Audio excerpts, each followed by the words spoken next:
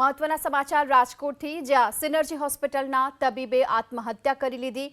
Anaesthetist જય પટેલે Kalawad road પર સ્પીડવેલ ચોક નજીક આવેલા સુવર્ણભૂમિ એપાર્ટમેન્ટમાં આત્મહત્યા કરી। દવાના ઓવરડોઝને લઈ આત્મહત્યા કરી હોવાની માહિતી છે। બનાવની જાણ થતાની સાથે પોલીસની ટીમ ઘટના સ્થળ પર પહોંચી। જો કે ડોક્ટરની આત્મહત્યાનું કારણ અકબંધ છે। હાલ તો પોલીસ આ અંગે તપાસ ચલાવી રહી છે।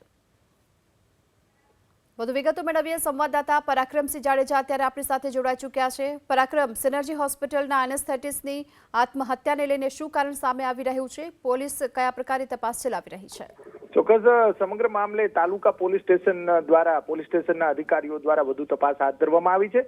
પરંતુ એક દુઃખદ બાબત કહી શકાય, કેમ કે એક આશાસ્પદ જે ડોક્ટર છે તેમને ઓવરડોઝ લઈ અને આત્મહત્યા કરી લીધી છે। સમગ્ર ઘટનાને લઈને આસપાસના જે વિસ્તારના લોકો અને તેમના સાથી ડોક્ટરો પણ ત્યાં પહોંચ્યા છે। સમગ્ર બનાવને લઈને પોલીસ દ્વારા વધુ તપાસ હાથ ધરવામાં આવી છે।